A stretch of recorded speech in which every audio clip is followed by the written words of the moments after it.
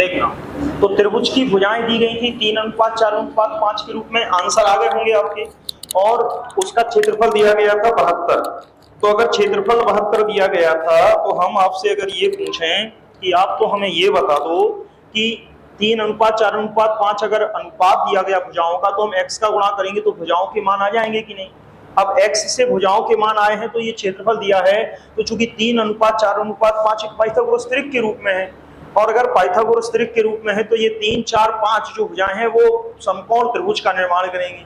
और समकोण त्रिभुज में एक भुजा आपकी क्या रहेगी, बेस, और एक आपका क्या रहेगा, हाइट।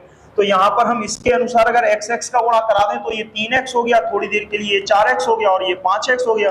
अब x का मान जो भी आए, लेकिन हम इस त्रिभुज का क्षेत्रफल निकाल सकते हैं 1/2 बेस इंटू हाइट से, और वो कितने के बराबर रहेगा, त्रिभुज का दिए गए क्षेत्रफल 72 के बराबर रहेगा। अब यहाँ से 1/2 3x इंटू 4x, 2 से 4 को 2 बार काट दिया, 3 दूनी 6, और x स्क्वायर, तो 6x² बाहर बराबर 72, 6 से 72 को 12 बार काटा तो x² बराबर कितना आ गया, 12। x का मान निकालने के लिए अंडर रूट के अंदर क्या करने गए, 4 गुणे 3, तो आपका x का मान 2√3 निकल आया। x का मान निकला है तो बाकी समस्त संख्याएं निकाल लेंगे। कहने का मतलब है ये सारी संख्याएं, ये पहली संख्या, ये पहली भुजा, ये दूसरी भुजा और तीसरी भुजा, 6√3, 8√3, 10√3 आ गई है। परिमाप कोई पूछे तो 6√3, 8√3, 10√3, और टोटल जो परिमाप रहेगा वो कितना आ जाएगा, 24√3 आ जाएगा। अब ये परिमाप और समबाहु त्रिभुज का परिमाप आपका क्या दिया गया है, बराबर। तो हम समबाहु त्रिभुज का परिमाप कितना लिखते हैं, आपको हमने समबाहु त्रिभुज का परिमाप बताया है 3 इंटू a, यानी कि 3 गुणे भुजा। और ये जो प्रश्न के अनुसार, ये जो परिमाप कंडीशन के अनुसार दिया है कि त्रिभुज के परिमाप के बराबर है, तो ये 3 किसके बराबर होगा, 24√3 के बराबर होगा कि नहीं। तो यहां से जो है वो a का मान निकल आएगा कि नहीं निकल आएगा। तो a का जो मान निकलेगा वो 24, यानी कि 3 को 24 से काट दो तो 8 बार, यानी 8√3 आपका किसका मान आ जाएगा, समबाहु त्रिभुज की भुजा का मान आ जाएगा। अब जब भुजा का मान आ गया है तो फिर त्रिभुज का क्षेत्रफल आपको निकालना है। तो त्रिभुज का क्षेत्रफल के लिए फॉर्मूला क्या होता है, समबाहु त्रिभुज के क्षेत्रफल का फॉर्मूला √3/4 और a का स्क्वायर यानी भुजा का स्क्वायर। भुजा का मान 8√3 है, रख दो, √3/4 8√3 का होल स्क्वायर, यानी 8√3 का होल स्क्वायर का मतलब, अब इसको आप सॉल्व करेंगे तो सॉल्व करने पर जो भी आंसर आपका आ जाए, √3/4, 8 का वर्ग करोगे 64, और √3 का वर्ग करोगे तो 3। अब देखोगे यहाँ से 4 से इसको काटोगे तो 4 एकम 4 और 6, यानी कि 16 बार कट जाएगा। तो यहाँ पर जो आएगा वो 16 × 48, 48√3 आपका क्या आ रहा होगा, समबाहु त्रिभुज का क्षेत्रफल जो है वो आ रहा होगा। आई थिंक हमारे पास ये तरीका है, हो सकता है आपके पास कोई और शॉर्ट तरीका हो तो आप उससे आंसर निकाल लें, ठीक है।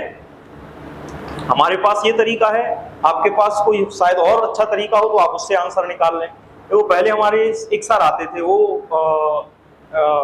टीचर हैं बेसिक में, अपर प्राइमरी में, काफी समय हो गया उनको छोड़े हुए, लेकिन मैथ उनकी बहुत जबरदस्त थी, इतनी जबरदस्त थी मैथ की, जरूर हमको दूसरा जरूर इसका तरीका बता देते थे कि हाँ देखो इसका ये तरीका और अच्छा है। तो उनकी मैथ बहुत अच्छी थी, ठीक है ना। चलिए तो बताइएगा कि ये बात समझ में आई कि नहीं आई।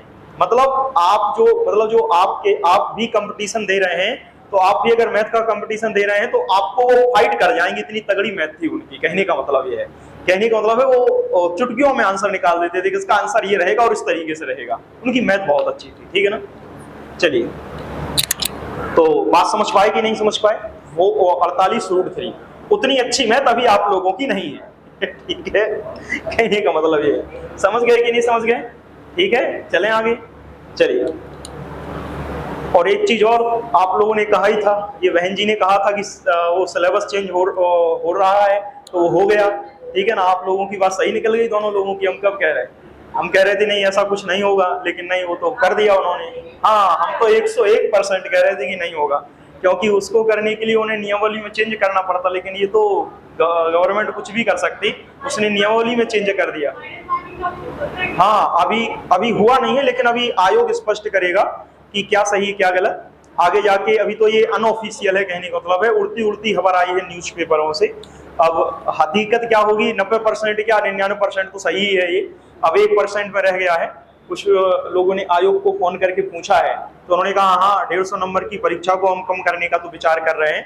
तो बोले क्या करोगे, सिलेबस चेंज कर दोगे, बोले सिलेबस चेंज नहीं करेंगे, सिलेबस चेंज नहीं करेंगे, वो अंक कम कर देंगे।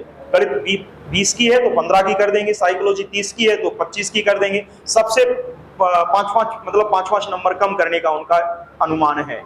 जीएस 30 नंबर की रहेगी, बाकी सभी जगह से नंबर कम कर दिए जाएंगे। क्या? हाँ, 5 नंबर की तो गायब कर दें, हो सकता है, और हो सकता है बनी रहने दें, ठीक है ना। तो एक दो लोगों ने फोन किया है, उनसे बात की थी हमने, इलाहाबाद के ही हैं वो, तो बोल रहे थे कि आयोग ऐसा कह रहे हैं। तो हो सकता है जैसा भी हो जाए, वो आपको अपडेट मिल जाएगा जब सिलेबस आएगा कि सिलेबस चेंज हो रहा कि नहीं हो रहा। कम चांस है सिलेबस चेंज होने के, अधिकतर है कि जो है वो कम कर दिया जाएगा, ठीक है ना। चलिए चलें अब आगे, ठीक है। अब पढ़ना तो है ही आपको, तो सीधी सी बात है, ठीक है ना। चलिए अब अगला प्रश्न लेते हैं।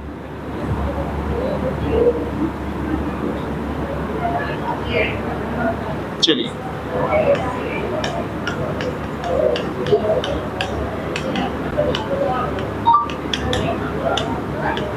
एक समद्विबाहु त्रिभुज की दो बराबर भुजाएं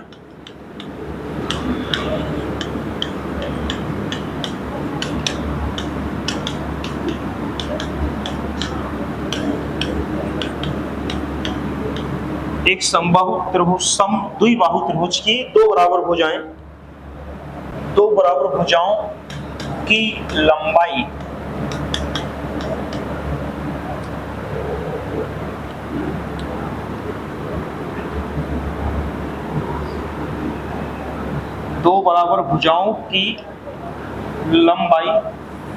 और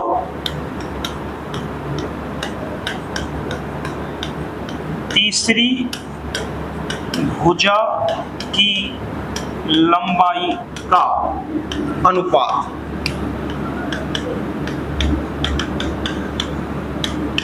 3:4 है यदि उसका क्षेत्रफल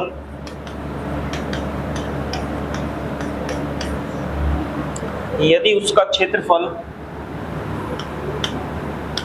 18√5 सेंटीमीटर स्क्वायर हो 18√5 सेंटीमीटर स्क्वायर हो तो तीसरी भुजा क्या है। चलिए बताइए। एक ये सवाल है कि समद्विबाहु त्रिभुज की दो बराबर भुजाओं की लंबाई तीसरी भुजा का मतलब जो आपकी तीसरी भुजा दी गई है उसके आपकी क्या दी गई है, बराबर दी गई है।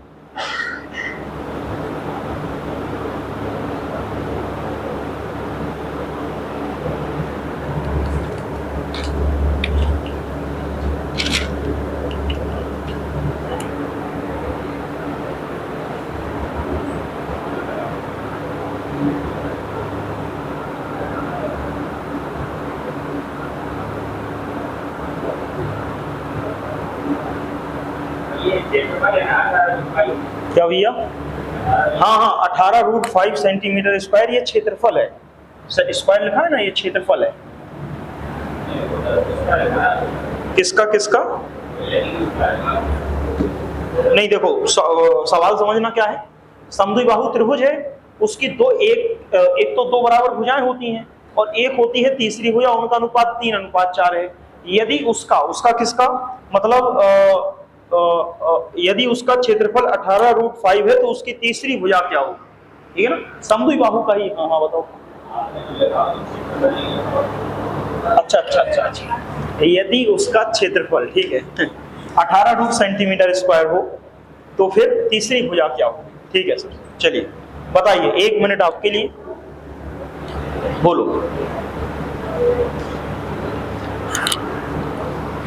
बोलो भाई आंसर क्या हुआ भाई।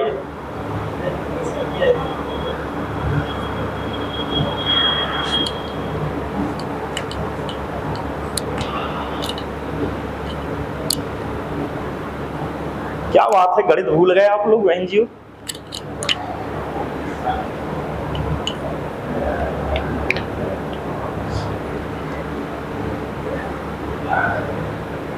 कितना आएगा? त्रिभुज की तीसरी भुजा 12। हाँ सही है। देखो किसी एक ने तो जवाब दिया 12 आ रहा है, ठीक है। हाँ चलिए देखना, इधर बताते हैं। हम तुम्हें दो दो तरीके से समझा रहे हो, तुम एक तरीके से भी सवाल के आंसर नहीं निकाल पा रहे, ये गलत बात है। चलिए देखना, पहला तरीका क्या कहता है, वो फॉर्मूला बेस्ड रहता है, तो उस फॉर्मूले बेस्ड तरीके को भी देख लेते हैं। ये मान लिया जाए ये आपका समद्विबाहु त्रिभुज है, हमने मान लिया कि ये समद्विबाहु त्रिभुज है, तो इसलिए तो पहले समझ लिया करो अच्छे से, जब समझाते तो तुम कॉपियों में घुसे रहते, पता नहीं फिर क्या लिखने लगते और बाकी टाइम तुम इधर उधर देखते रहोगे।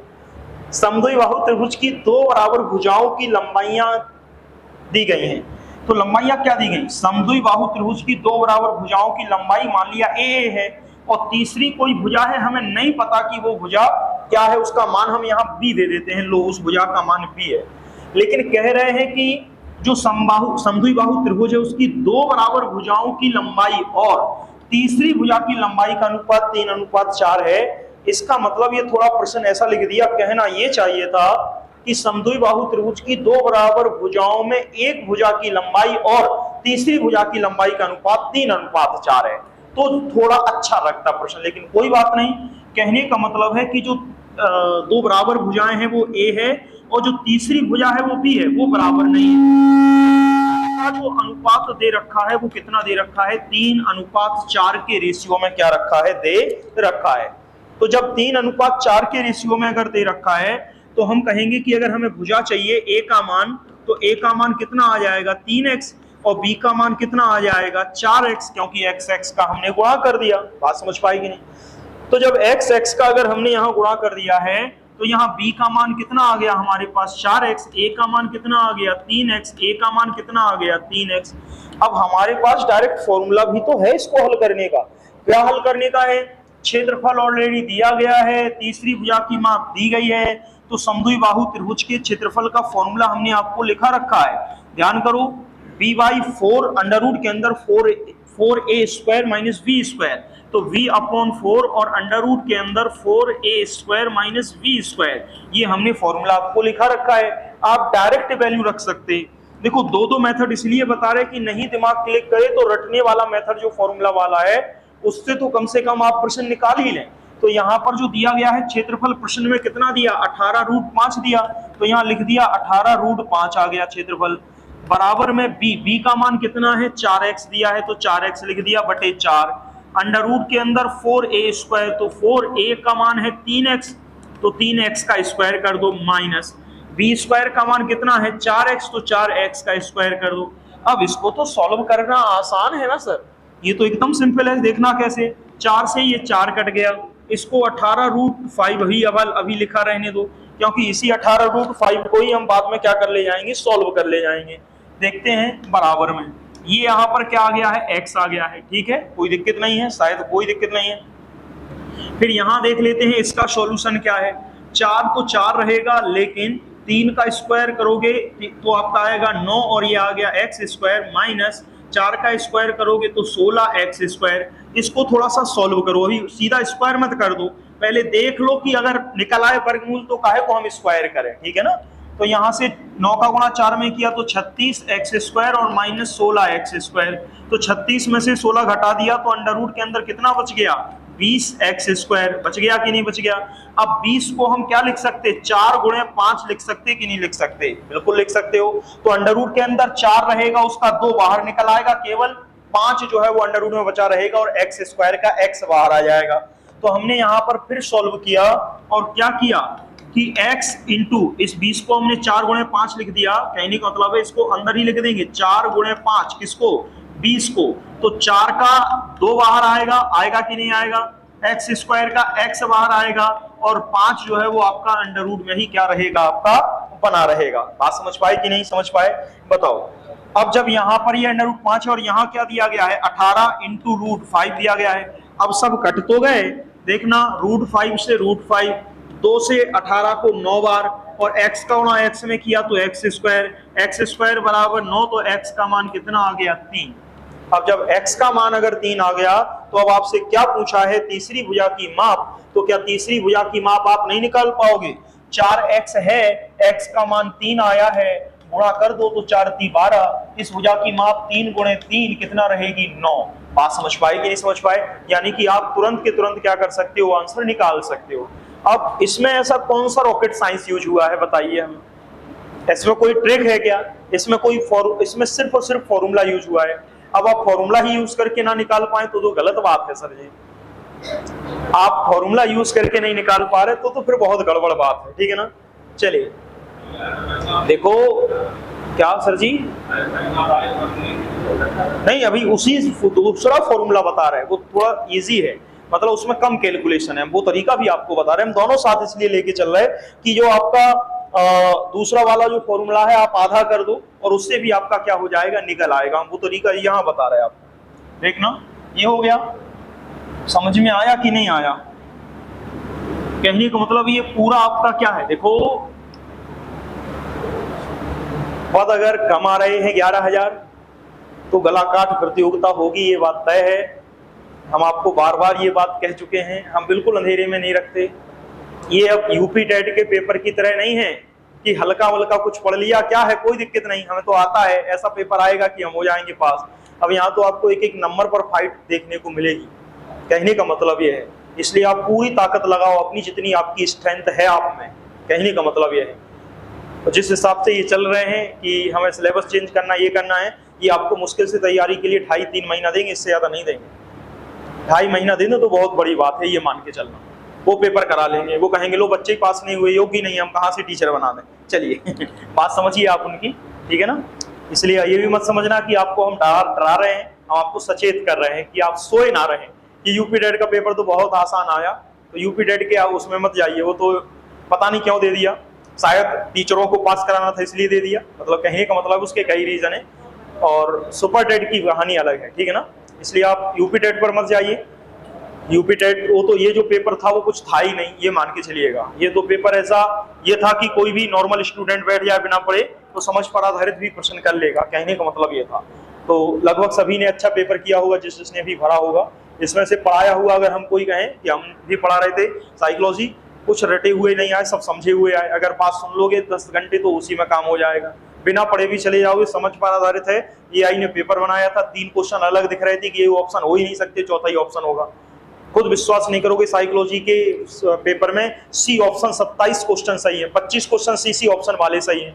लगाने वाला कंफ्यूज हो गया, भैया सी लगा रहे, गड़बड़ तो नहीं है, उसने भी लगा दिया जाके और वो गलत हो गया, ठीक है ना।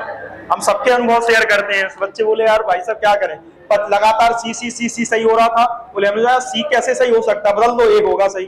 तो बोले दोबारा सोचा, कंफ्यूज किया, बदल दिया। ये कहानी रही है। तो वो एआई ने बनाया था, एआई ज्यादा अच्छा पेपर बना नहीं पाता। अब एआई नहीं बनाएगा आपका पेपर, हर बार एआई नहीं बनाती है, ठीक है ना। तो इस बार पता नहीं क्यों बनवा लिया उन्होंने एआई से।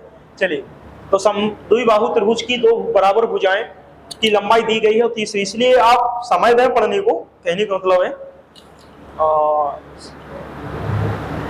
जहां भी जाना है, शादी ब्याह पार्टियां अभी तो कुछ नहीं चल रही हैं, सब ऑफ सीजन है, तो पूरा अपना जो ऑफ सीजन है वो पढ़ाई पर लगा दें, कहने का मतलब है।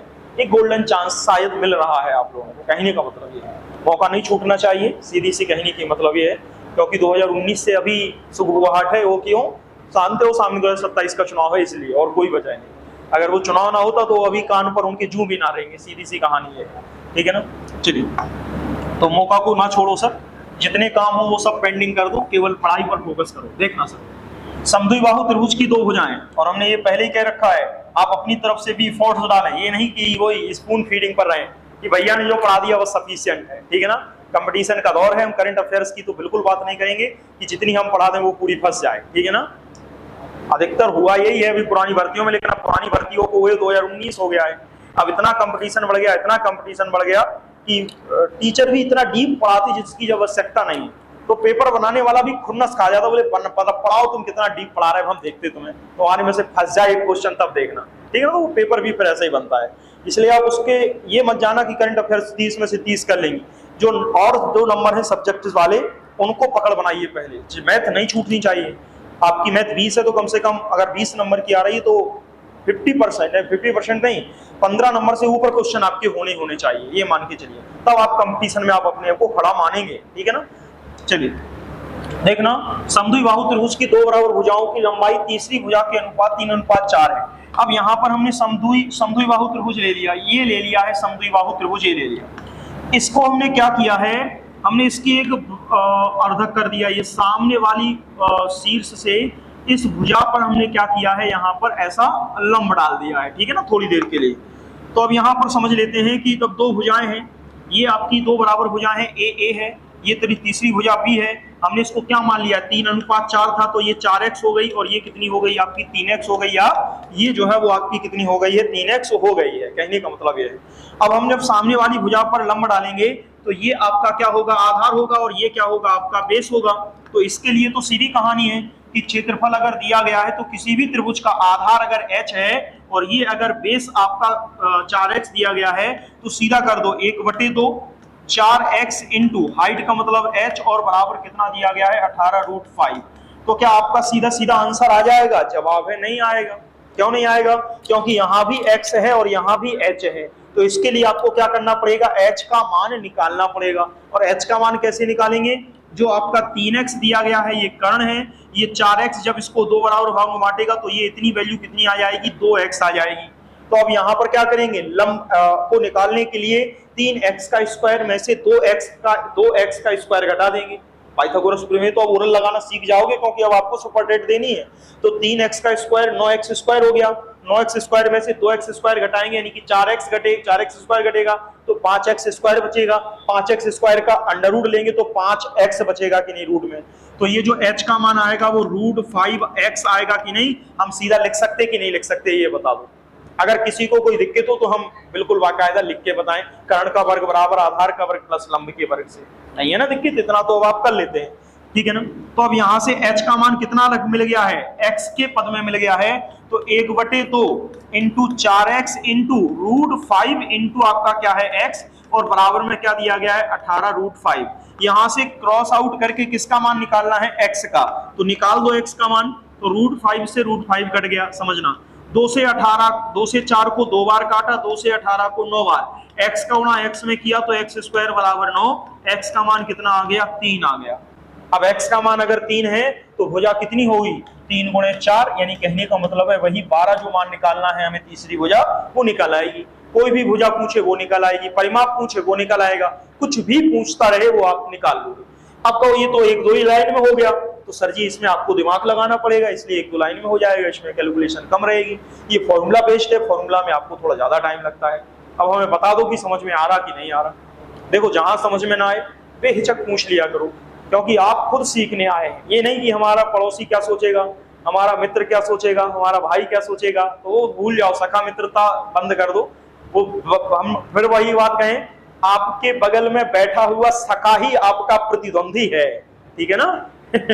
तो आप सखा भाव सखी भाव छोड़ दो और सीधे सीधे उसको प्रतिद्वंदी मानो कि इसको समझ में आ गया और हमें समझ में नहीं आया तो क्या हुआ, हमें समझ में आना चाहिए, से आए चाहे ना आए। तो ना समझ में आए तो पूछ लो सर, ठीक है ना। चलिए क्या हीरोइन मेथड से कर लो, हीरोइन मेथड से कर लो, उसमें और लंबा नहीं जाएगा। लंबा अब अपन को तो सॉल्व करना है कि पेपर में जितने कम समय में हो जाए, तो हम लंबा मेथड तो फिर यही पूरा, ये क्या बुरा है, ये भी ठीक है। हाँ अच्छा है, ऐसा हो सकता है कि कैलकुलेशन हार्ड है, ठीक है कोई बात नहीं, तो जिससे भी आपको लगे, पर ये सबसे अच्छा मेथड है। चलिए अब चलते हैं आगे थोड़ा सा, ठीक है।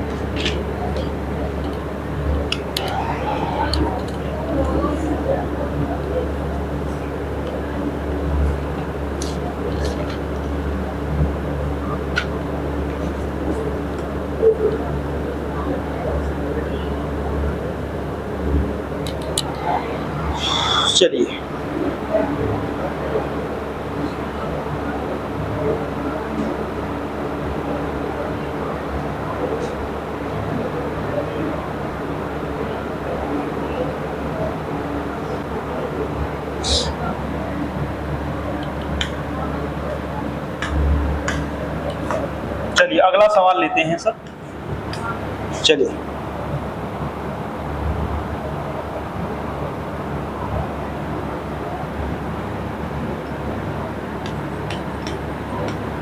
अब इसका आंसर आपको मिलना चाहिए, समबाहु त्रिभुज का, समबाहु त्रिभुज की ऊंचाई tan√3 है तो त्रिभुज का क्षेत्रफल बताओ, बोलो त्रिभुज का क्षेत्रफल बताओ। चलिए बताइए। कह रहे हैं कि समबाहु त्रिभुज की ऊंचाई 10√3 है, तो क्षेत्रफल त्रिभुज का क्या होगा ये आपको बताना है। चलिए बताइए।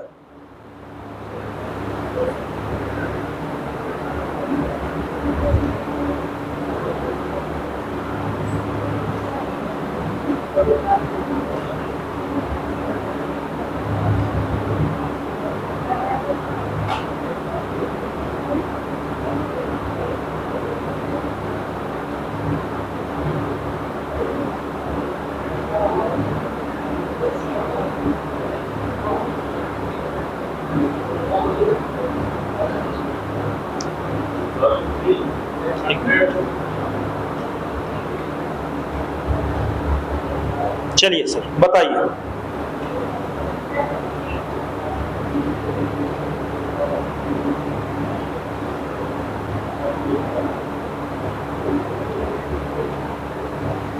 देखना इसका आंसर तो आ गया होगा, ये तो सरल है।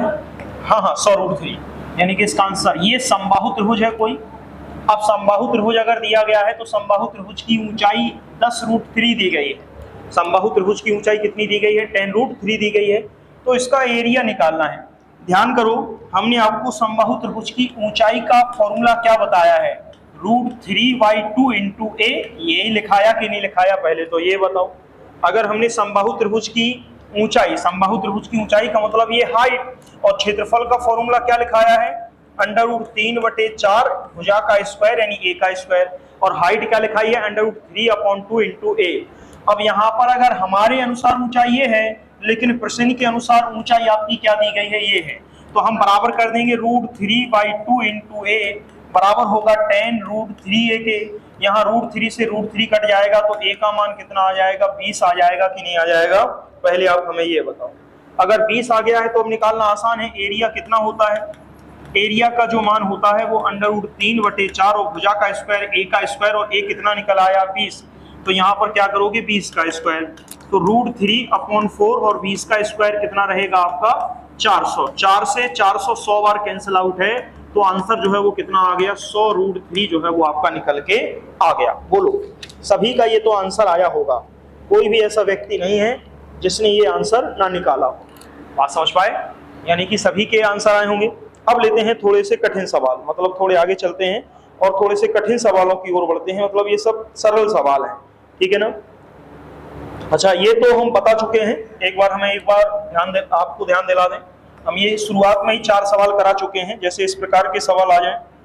अगर एक त्रिभुज की भुजाएं 6, 9 और 11 सेंटीमीटर हैं तो त्रिभुज की प्रकृति होगी, बताओ। त्रिभुज की प्रकृति होगी, न्यून कोण त्रिभुज होगा, समकोण त्रिभुज होगा कि अधिक कोण त्रिभुज होगा? पेज पलटते रहते हो, दिमाग में कुछ फीड नहीं करते हो आप लोग। चलिए पलट लीजिए, लेकिन क्या कर सकते। चलिए, कहने का मतलब है कि अगर दी गई है 6, 9, 11 तो बताओ न्यून कोण त्रिभुज होगा, समकोण त्रिभुज होगा कि अधिक कोण? देखो समकोण तो है नहीं, क्योंकि 6 जो है आप इसका अगर पाइथागोरस त्रिक निकालोगे तो वो तो इसके रूप में पाया नहीं जाता। वो 6 जो है वो 8 और 10 के रूप में पाया जाता है। आप समझ पा रहे कि नहीं भाई? क्योंकि ये तो आपको बताया है, तो समकोण होगा नहीं। अब 2 छोटी भुजाओं के स्क्वायर कर लो और बड़ी भुजा का स्क्वायर कर लो और देख लो किसका मान अधिक है। अगर बड़ी भुजा का मान 2 छोटी भुजाओं के स्क्वायर के योगफल से अधिक है तो अधिक कोण, और अगर 2 छोटी भुजाओं का वर्ग का योगफल तीसरी भुजा से अधिक है तो न्यून कोण त्रिभुज। कहने का मतलब यह है। तो यहां पर एक काम और हम चेक करेंगे कि ऐसा भी नहीं होना चाहिए कि 2 भुजाओं का योग तीसरी भुजा के योग के बराबर आ जाए, तो त्रिभुज बन ही नहीं सकता। हमने सारी कंडीशन उस दिन आपको पढ़ाई थी। तो यहाँ पर 6 का स्क्वायर करोगे 36, 9 का स्क्वायर करोगे 81, 11 का वर्ग करोगे 121, जोड़ दो तो 6 और 7, 6 और 8 और 3, 1 मिनट, 6 और 1 आपका 7 हो गया, 8 और 1 11, 170 और 121। तो 121 जो है वो किससे अधिक है? 117 से। तो यहाँ पर जो त्रिभुज बनेगा वो कौन सा बनेगा? अधिक कोण त्रिभुज जो है वो बनेगा। यानी कि जब भी कभी ये कंडीशन आप याद रखना कि जब ए स्क्वायर प्लस बी स्क्वायर बराबर है सी स्क्वायर के, तो ये बनेगा आपका समकोण त्रिभुज। ये हम आपको बता चुके हैं पिछली क्लास में। और जब ए स्क्वायर प्लस बी स्क्वायर का योगफल तीसरी भुजा सी स्क्वायर से अधिक हो तो वो बनेगा न्यून कोण त्रिभुज। और जब ए स्क्वायर प्लस बी स्क्वायर का योगफल से अधिक हो सी स्क्वायर तो वो बनेगा हमेशा आपका अधिक कोण त्रिभुज।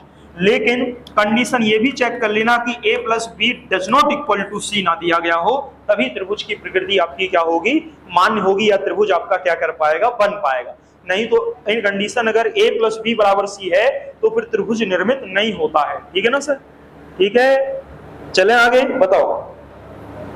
चलिए अगला सवाल लेते हैं हम, एक मिनट। ठीक है, ठीक है।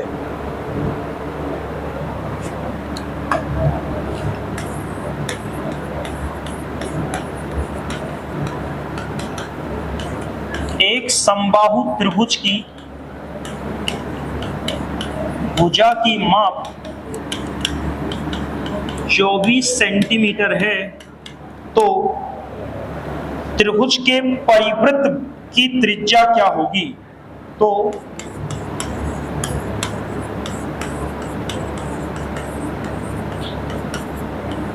परिवृत्त की त्रिज्या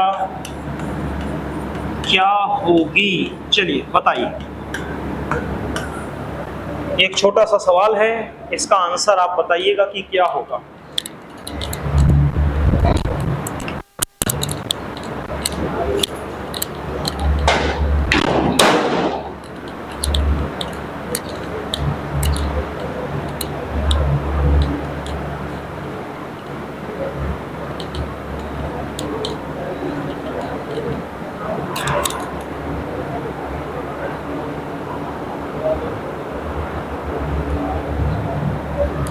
चलिए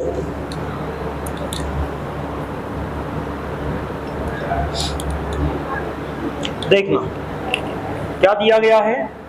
एक समबाहु त्रिभुज है जिसकी भुजा की माप 24 सेंटीमीटर है और त्रिभुज के परिवृत्त की त्रिज्या क्या होगी वो पूछा है। वो समबाहु त्रिभुज है। अब यहां आइए आप थोड़ा सा और यहां पर समझिए पहले कंसेप्ट, तब तो सवाल लगा पाएंगे। भाई सवाल तो आ गया, अब सवाल समझिए, पहले कंसेप्ट समझिए।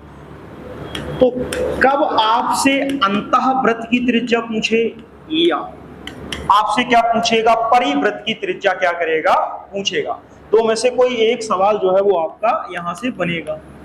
तो अंतःवृत्त की बात करें या वो किसकी बात करें, परिवृत्त की बात करें। ध्यान रखना, अंतःवृत्त की बात करें या वो किसकी बात करें, परिवृत्त की क्या करे, बात करे। तो या तो अंतःवृत्त की बात आपसे करेगा या परिवृत्त की बात वो आपसे क्या करेगा, करेगा।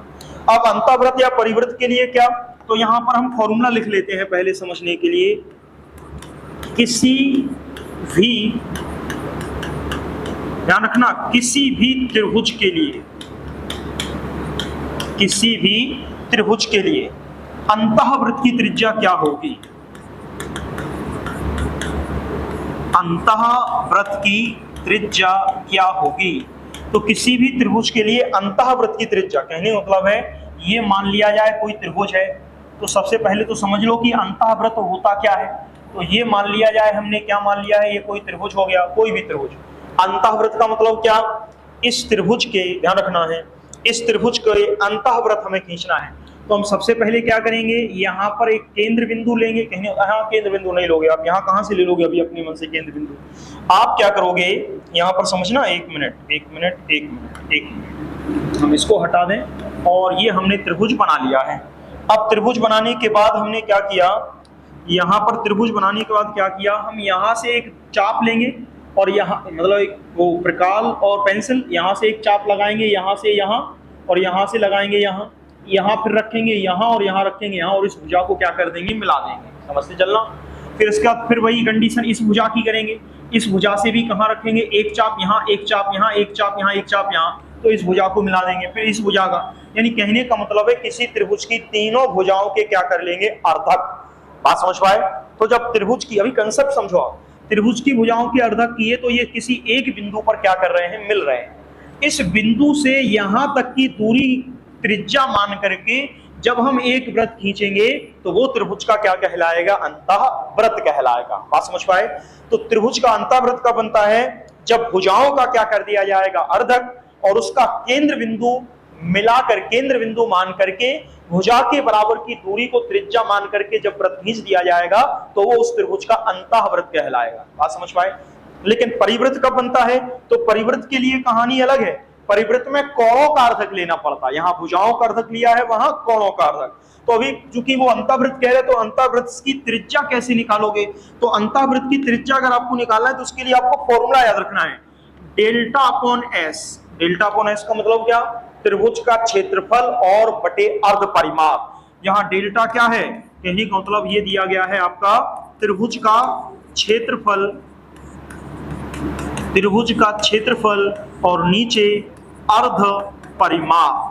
भाई यही तो कहोगे, त्रिभुज का क्षेत्रफल बटे क्या करोगे? अर्ध परिमाप। अब त्रिभुज का क्षेत्रफल दिया होगा और अर्ध परिमाप हम क्या कर लेंगे? निकाल लेंगे। बात समझ पाए? और वहां से क्या निकाल लेंगे? हम आंसर तक जो है वो पहुंच जाएंगे। लेकिन अभी सवाल पर नहीं, अभी रुक जाओ, अभी पहले हमें सारी चीजें क्लियर करा देने दो। ये तो अंतःवृत्त के लिए है कहानी। अब परिवृत्त के लिए रह गई है तो हम परिवृत्त के लिए और सोच देख लेते हैं कि परिवृत्त के लिए क्या रहेगा। अगर ये अंतःवृत्त है तो यहाँ पर पहले परिवृत्त की चर्चा कर लेते हैं कि परिवृत्त क्या होगा। तो परिवृत्त को बनाने के तो तरीका वही है। देखो, परिवृत्त को बनाने का तरीका वही है। ये कोई भी त्रिभुज बन गया, हमें नहीं पता कौन सा है, किसी भी त्रिभुज का परिवृत्त खींचा जा सकता है। तो यहाँ पर परिवृत्त खींच लिया है। अब क्या करेंगे? अब ये कोण है, यानी कहने मतलब ये कोण हो गया। कोणों का अर्धक करना तो आता है।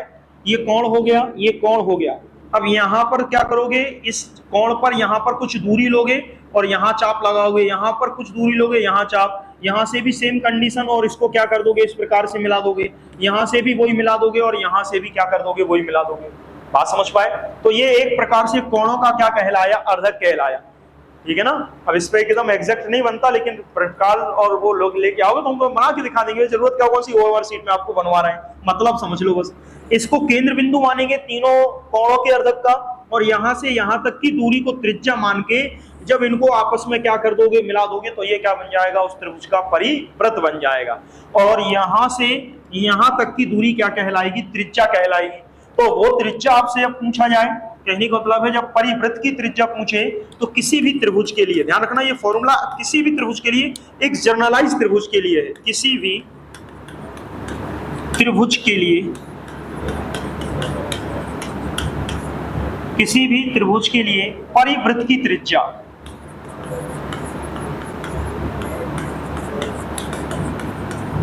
और किसी भी त्रिभुज के लिए परिवृत्त की त्रिज्या क्या होगी? तो त्रिभुज की भुजाएं और 4 इंटू डेल्टा, यानी A B C upon 4 into delta. मतलब समझ पा रहे? ए बी सी का मतलब है तीनों भुजाएं त्रिभुज की, उनको गुणनफल में लिख दो। 4 इंटू डेल्टा का मतलब त्रिभुज का क्षेत्रफल लिख दो।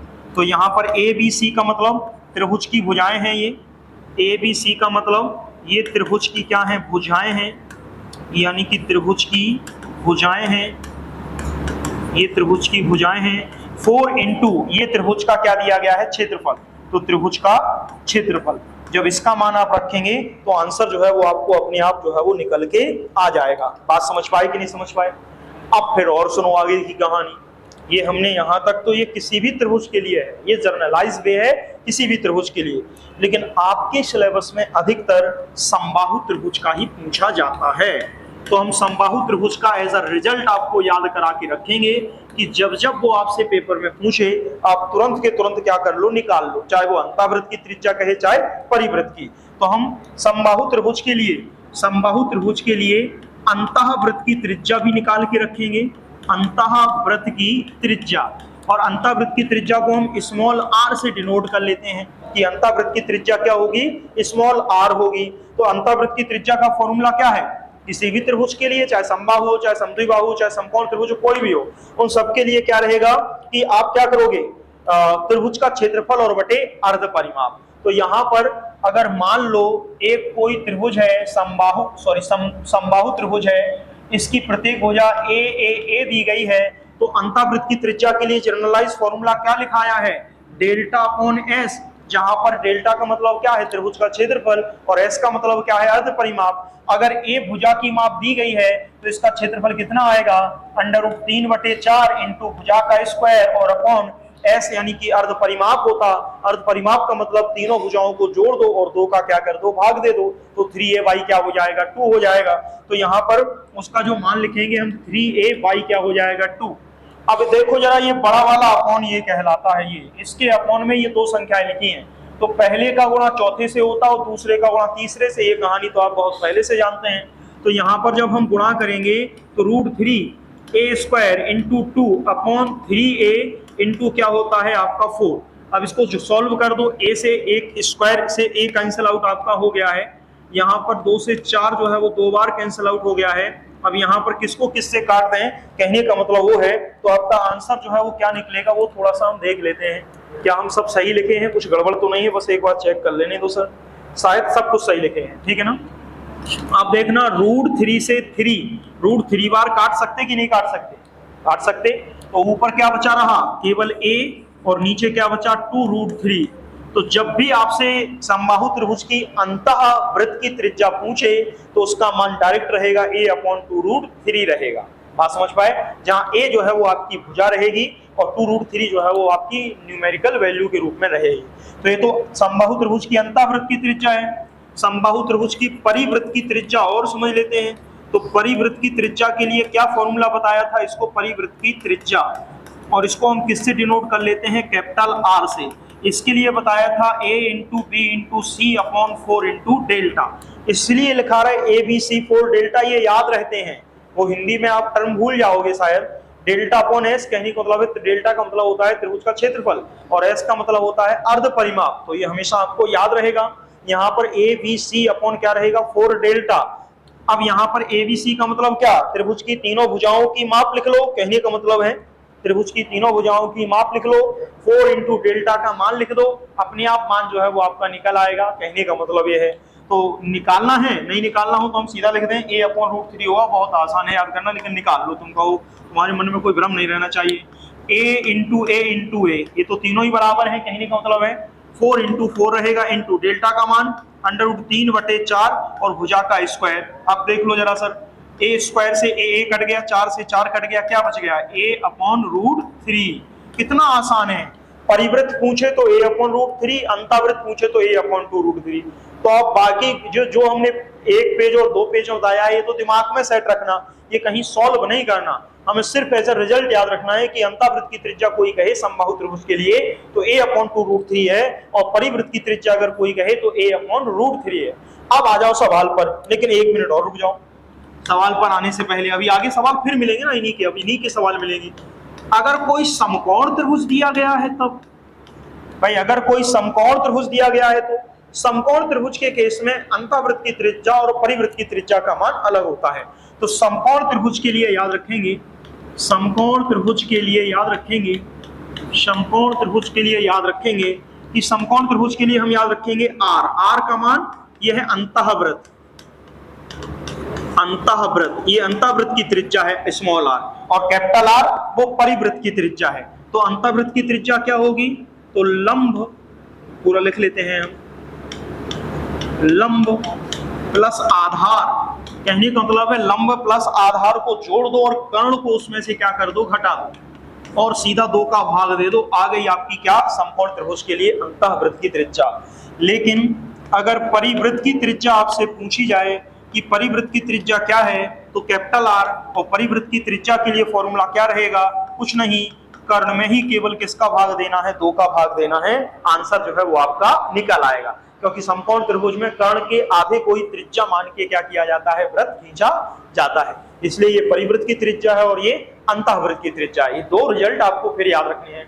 बात समझ पा रहे कि नहीं, देखो समझ में ना आए तो पूछ लेना, बार बार आपसे यही कहते रहते हैं, ठीक है ना। चलिए अब सवाल करें, ठीक है ना, अब सवाल करें। तो लौट आओ अपने सवालों पर, तो लौट आओ अपने सवाल पर। कहाँ लिखा था सवाल, ये रहा था सवाल। एक समबाहु त्रिभुज की भुजा की माप 24 सेंटीमीटर है, त्रिभुज की परिवृत्त की त्रिज्या क्या होगी। कहना तुम पूछो अब क्या पूछ रहे कहना। तो इन्होंने समबाहु त्रिभुज की भुजा की माप दी गई है 24, तो इन्होंने त्रिभुज के परिवृत्त की त्रिज्या पूछी है। परिवृत्त, परिवृत्त का मतलब कैपिटल आर, और कैपिटल आर का मतलब a अपॉन रूट 3, और a का मान कितना दिया है 24 अपॉन रूट 3, यही तो आएगा।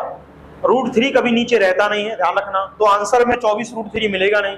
रूट 3 का क्या करेंगे, परिमेयकरण, रूट 3 ऊपर रूट 3 नीचे, तो रूट 3 से रूट 3 गुणा होगा तो कितना बचेगा 3, तो 24 रूट 3 अपॉन 3, और 3 से 24 को 8 बार काट दोगे तो आंसर जो आपको दिया रहेगा विकल्प में 8 रूट 3 दिया रहेगा। बात समझ पाए?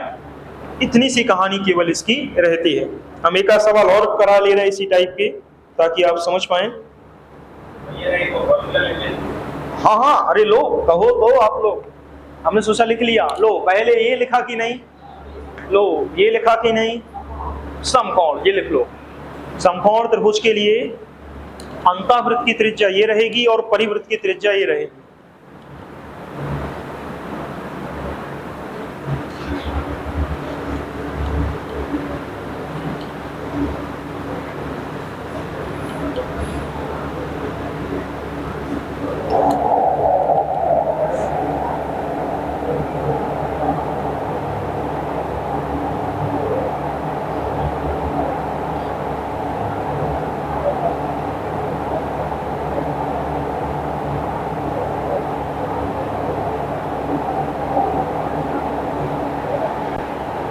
चले, लिख लिया? चलिए चलिए, कुछ और सवाल? चलिए देखो, ये हो गया। चलिए अब और सवाल लेते हैं थोड़े से अलग से। अब ये तो कर लोगे ना, सवाल आ जाए तो कर लोगे। चलो हम 2 सवाल लिखते हैं, आंसर आप बताना। समबाहु त्रिभुज की भुजा 12 सेंटीमीटर, या सीधे सीधे समकोण लिख लो एक। समबाहु त्रिभुज की भुजा 12 सेंटीमीटर हो तो इसके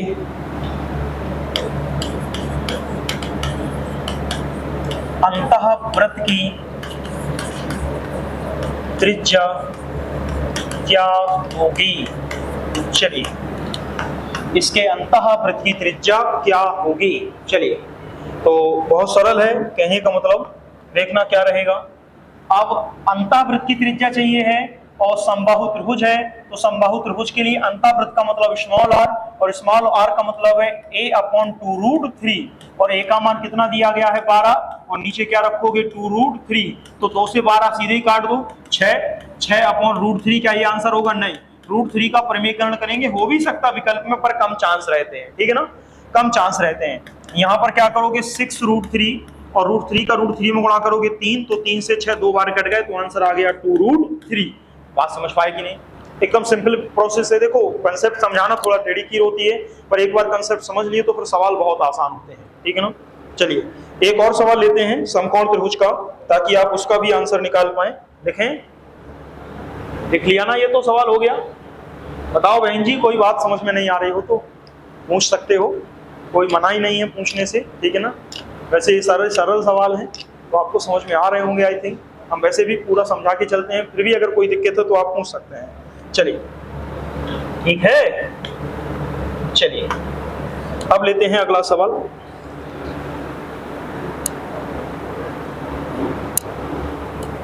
अब समकोण का लेते हैं, 2 सवाल ले रहे हैं, एक हम लगाएंगे एक आप। एक समकोण त्रिभुज की भुजाएं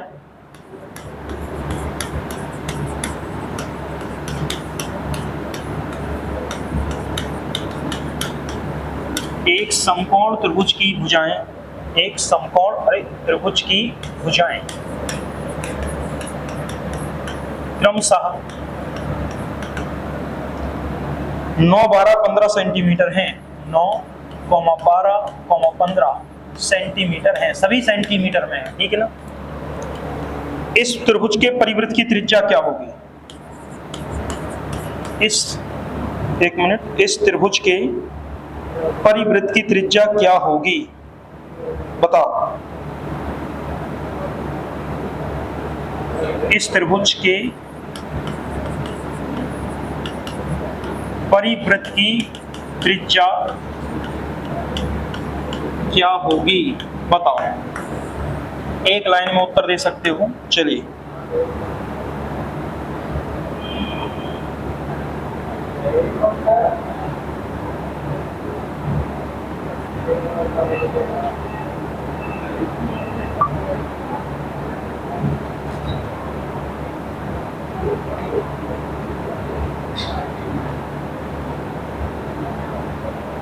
बताओ। 7.5 ठीक है ना, सरल है ना। कहने का मतलब समकोण त्रिभुज है, तो कहने का हम दोनों तरीके से भी निकालोगे तब भी आंसर आएगा। तो हमने सीधा सीधा ही तो लिखाया है, अगर समकोण त्रिभुज है और उसकी परिवृत्त की त्रिज्या चाहिए तो कर्ण में किसका भाग दे दो, 2 का भाग दे दो। और ये देखो 9, 12, 15, 9 हमेशा किसके साथ पाया जाएगा, 12 और 15 के साथ पाइथागोरस त्रिक के रूप में पाया जाएगा। तो यहाँ पर जो कर्ण है वो आपकी क्या रहेगी, सबसे बड़ी भुजा, और सबसे बड़ी भुजा में भाग दोगे तो कितना आएगा, 7.5 आएगा। अगर हमें मान लो नहीं पता था कि ये समकोण त्रिभुज है, तो फिर हमारे पास परिवृत्त निकालने का एक ही तो फॉर्मूला था कि त्रिभुज की भुजाएं ए बी सी और 4 इंटू क्या कर दो, डेल्टा कर दो। यही तो बताया था, कहने का मतलब है यही तो बताया था कि नहीं बताया था। अगर आप इससे भी लगाएंगे तब भी तो आंसर जो है वो आपका आ जाएगा। ऐसा थोड़ी है कि इससे आंसर जो है वो आपका नहीं आएगा। बात समझ पा रहे कि नहीं, देखना कैसे। ए बी सी का मतलब 9 गुणे 12 गुणे 15 बटे 4 इंटू 1/2, फिर आधार आपका वही 9 और 12 हो गया। तो देखना 9 12 से 9 12 कट गए, 2 से 4 2 बार कट गए, 2 से 15, फिर 7.5 बार जो है वो कैंसिल आउट हो गए। तो बात तो वही है, चाहे आप इस फॉर्मूले से लगाओ या सीधा कर्ण में 2 का भाग दे दो तब भी आपका आंसर जो है वो निकल आएगा। तो इतना लंबा काहे चाहे जब हमें कर्ण में ही भाग 2 का देके आंसर जो है वो मिल रहा है, ठीक है ना। चलिए अब चलते हैं, एक सवाल और लेते हैं। बहुत हो गए है ना, अब रुक जा रहे हैं, बस एक लास्ट सवाल लेते हैं ना। बहुत हो गए सवाल आज, तो हम पूरा समबाहु भी समझा दिए, समद्विबाहु भी समझा दिए, लगभग हम सारे त्रिभुज के चीजों के बारे में आपको समझा चुके हैं, ठीक है ना। अब थोड़े से एडिशनल पॉइंट रहेंगे समबाहु त्रिभुज के, तो 3-4 सवाल रहेंगे त्रिभुज पर, तो कल हम करा के और जो वर्ग चतुर्भुज आयत वाली कंडीशन है क्या कर देंगे, स्टार्ट कर देंगे, ठीक है ना। तो त्रिभुज हमने 3 दिन शायद पढ़ाया है, ये शायद तीसरा दिन है या पता नहीं चौथा दिन हो, हमें नहीं पता, शायद तीसरा दिन है। तो 3 दिन में त्रिभुज आपको कंप्लीट करा दिया है। 3 दिन वर्ग आयत में लेंगे, चतुर्भुज, समलंब चतुर्भुज, समचतुर्भुज 3 दिन उसमें लेंगे, 3.5 दिन, तो वो कंप्लीट हो जाएगा। फिर उसके बाद वृत्त पर अपन मूव कर जाएंगे, तो ये पूरा का पूरा 2D कंप्लीट हो जाएगा। फिर 3D पर मूव करेंगे तो ऐसे ही उस पर चलेंगे, ठीक है ना। प्रोबेबिलिटी वही है कि अधिकतम से अधिकतम हम सारी कंडीशनों के सवाल करा रहे हैं जिस पर प्रश्न बन सकते हैं आपके पेपर में, ठीक है ना। कोई पॉइंट शायद ऐसा ना छूटे कि जो आपको आता ना हो, ठीक है ना। चलिए तो अब रुक जाएं, ठीक है रुक जाते हैं, क्या दिक्कत है। चलिए कल करा देंगे बाकी के सवाल।